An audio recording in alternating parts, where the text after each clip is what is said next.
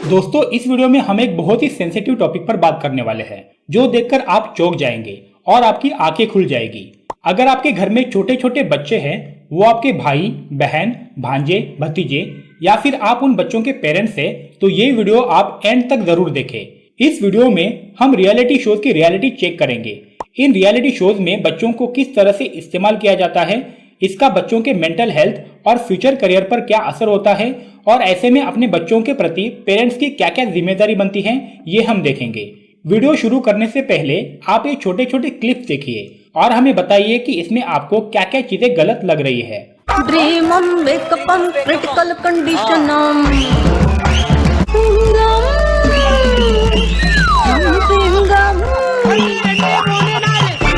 जारी जारी पवन मेरे अजन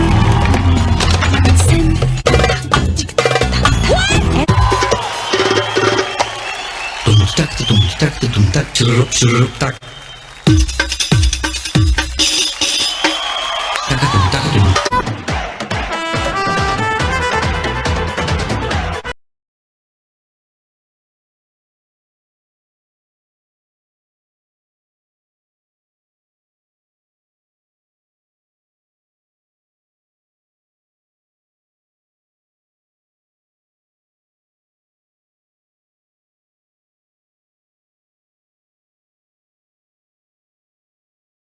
इन क्लिप्स में आपको क्या नजर आता है?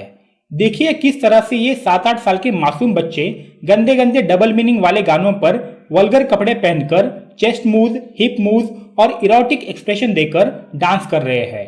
क्या आपको ये गलत नहीं लगता? कुंडी मत खड़काओ राजा, सीधा अंदर आओ राजा, मैं तो तंदूरी मुर्गी हूँ यार, गपका लो सैया अल्कोहल से, चिकनी चमेली छत पर अकेली पौवा चढ़ा के आई, और भी कई सारे ऐसे गाने हैं जो कि ओरिजिनली बॉलीवुड की फिल्मों में एक अडल्ट हीरोइन के द्वारा परफॉर्म किए गए हैं। लेकिन इन रियलिटी शोज में ये छोटे छोटे बच्चे ऐसे गंदे गंदे गानों पर वल्गर कपड़े पहनकर अपनी परफॉर्मेंस देते हैं। ऑडियंस तालियां और सीटियां मारती है और शो के जजेस उनकी तारीफ करते हैं। वाह क्या डांस किया, क्या एक्सप्रेशंस थे, क्या चेस्ट मूव्स थी, क्या हिप मूव्स थी। आई मीन सीरियसली किस अदा के साथ आप आए। मैं तो पिंक पहनूंगी। आपने जो लटके झटके किए, माइंड ब्लोइंग, मुझे बहुत बहुत अच्छा लगा। Thank you ma'am. आपके लटके झटके बहुत अच्छे थे। वो लास्ट वाला कैसे किया आपने? इश कैसे किया? वापस करो। इश। बच्चे तो माइनर है, ना समझ है, लेकिन उनके पेरेंट्स की भी कुछ रिस्पॉन्सिबिलिटीज है और ये हम आगे डिस्कस करेंगे। सबसे पहले जान लेते हैं कि इन रियलिटी शोज की रियलिटी क्या है और ये शोज किस तरह से अरेंज किए जाते हैं।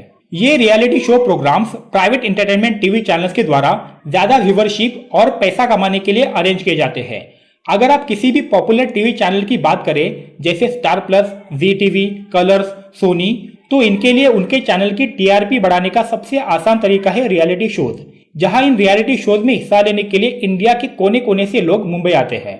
ऑडिशंस होते हैं, कंटेस्टेंट्स को फाइनलाइज किया जाता है और उसके बाद उनका कंपटीशन शुरू हो जाता है, जहां कुछ जजेस को सारे राइट्स दिए जाते हैं कि वो किसी भी तरीके से कंटेस्टेंट्स को क्रिटिसाइज कर सकता है, उसकी तारीफ कर सकता है या फिर उसको चिल्लाकर उसकी बुराई भी कर सकता है। फिर ये शो 4-5 महीने लगातार चलता है और जो बच्चा ऑडियंस का अटेंशन ग्रैब कर लेता है, लोग उसे वोट करते हैं और वो बच्चा उस शो का विनर हो जाता है। इनाम के तौर पर उसे कुछ प्राइज मनी दिया जाता है और बस हो गया। आपने अक्सर ये चीज देखी होगी कि इन रियलिटी शोज के हर एक पार्टिसिपेंट को ऐसे दिखाया जाता है कि वो एक गरीब फैमिली से आया है। पापा रिक्शा चलाते हैं, माँ घर घर में बर्तन मांजने का काम करती है और इस तरह की एक गरीब हालतों वाली कहानी बनाई जाती है, जो कि पूरी तरह से सच नहीं होती। लेकिन ऑडियंस का अटेंशन और सिंपैथी पाने के लिए ऐसी कहानियां बनाई जाती है। ये रियलिटी शोज कुछ 1-2 महीनों में ही उस बच्चे को ऐसी ग्लैमरस जिंदगी का एहसास दिलाते हैं और फिर कुछ महीनों के बाद वो बच्चा वापस अपनी वही जिंदगी में जाता है जहां से वो आया था। किसी को पता भी नहीं होता कि जो बच्चा उस रियलिटी शो का विनर था वो अब कहाँ है, क्या कर रहा है। लोग ये सारी बातें भूल जाते हैं। 2011 में the national commission for the protection of child rights ने फिल्म्स, एडवर्टाइजिंग और टीवी शोज में पार्टिसिपेट करने वाले बच्चों के लिए कुछ गाइडलाइंस इशू की थी, जिसमें बच्चों के working hours prohibiting inappropriate roles और एडिक्वेट सुपरविजन प्रोवाइड करने को लेकर कुछ रूल्स फॉलो करने के लिए बोला गया था, लेकिन 99% टाइम्स इन रूल्स को फॉलो नहीं किया जाता, क्योंकि इन रियलिटी और टैलेंट बेस्ड शोज को सुपरवाइज और कंट्रोल करने के लिए कोई रेगुलेटरी बॉडी नहीं है। इन शोज में बच्चों की इमोशनल डेवलपमेंट और मेंटल हेल्थ को पूरी तरह से इग्नोर किया जाता है, हालांकि उनको एक्सप्लॉइट किया जाता है। 2012 के आसपास कुट्टी पतलम नाम का एक मलयालम शो था जो सूर्या टीवी पर दिखाया जाता था।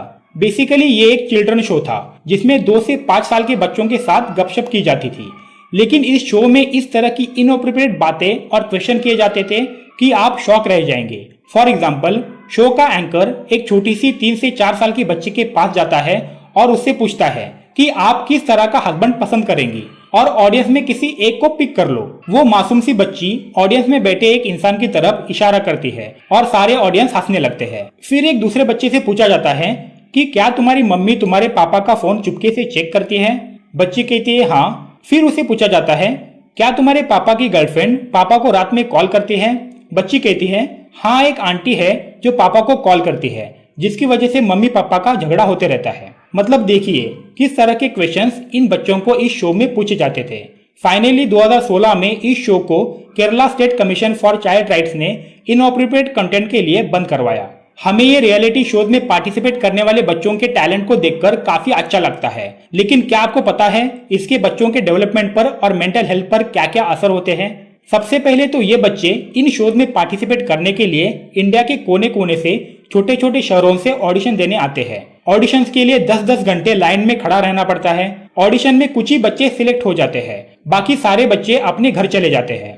फिर जो बच्चे ऑडिशंस में सिलेक्ट हो जाते हैं उन पर स्टेज पर अच्छी परफॉर्मेंस देने का प्रेशर आ जाता है। वो प्रेशर वो खुद भी लेते हैं और उनके पेरेंट्स भी उन पर प्रेशर डालते हैं। वो अपने आप को बाकी कंटेस्टेंट्स के साथ कंपेयर करने लगते हैं, जिसकी वजह से उनके ऊपर अच्छा परफॉर्मेंस देने का काफी ज्यादा प्रेशर आता है। उनको लगता है कि कहीं मैं अपने पेरेंट्स की उम्मीदों पर पानी ना फेर दूं। उसके बाद उनके लिए जजेस का ओपिनियन बहुत मैटर करता है। उस शो के एटमॉस्फेयर के हिसाब से वो उन जजेस को ही अपना रोल मॉडल समझने लगते हैं। स्वरा भास्कर, शिल्पा शेट्टी, करण जौहर, इन जैसे लोग जो अपनी गंदी और वल्गर कंट्रोवर्सीज के लिए मीडिया में बने रहते हैं, ऐसे लोग इन रियलिटी शोज को जज करते हैं और बच्चे लोग ऐसे लोगों को अपना आइडल मानते हैं। तो सोचिए बच्चों की मेंटल डेवलपमेंट पर क्या असर होता होगा जब बच्चे इन लोगों को गूगल करते हैं और इनके बारे में इनकी इंफॉर्मेशन निकालते हैं। कई बार तो जजेस इन बच्चों पर हार्श और नेगेटिव कमेंट्स कर देते हैं, जो कि एक बच्चों को हैंडल करना मुश्किल हो जाता है और वो इन कमेंट्स को काफी सीरियसली ले लेते हैं। The 16-year-old girl from Kolkata is recovering in a Bangalore hospital from a paralytic attack, which her family claims was a result of depression from being rebuked by judges on a reality TV show. In reality shows में जजेस के द्वारा किया गया किसी भी तरह का हार्श नेगेटिव कमेंट या रिजेक्शन अडल्ट कंटेस्टेंट सहन नहीं कर पाता, तो ये तो बच्चे हैं, सोचिए उन पर क्या बीतती होगी। बच्चों को चिकनी चमेली जैसे गानों पर नचवाया जाता है, जहां ना कोरियोग्राफर उनके इमोशनल डेवलपमेंट के बारे में सोचता है, ना ही जजेस और ना ही पेरेंट्स। सोचिए जिस देश में चाइल्ड सेक्सुअल एब्यूज और रेप के केसेस सबसे ज्यादा देखने मिलते हैं, वहां ये बच्चों के रियलिटी शोज ऐसे सजेस्टिव और इरोटिक मूव्स वाले डांस नंबर को बढ़ावा देते हैं।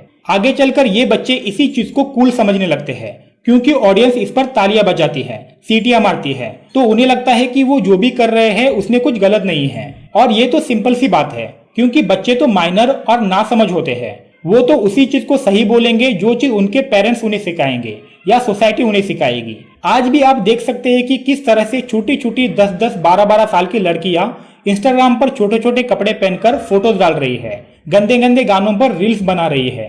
तो सोचिए इन बच्चों का माइंडसेट किस तरह का बन रहा है, उनके इमोशनल डेवलपमेंट पर क्या असर हो रहा है। क्या अपने बच्चों के प्रति उनके पेरेंट्स की कोई रिस्पॉन्सिबिलिटी नहीं बनती?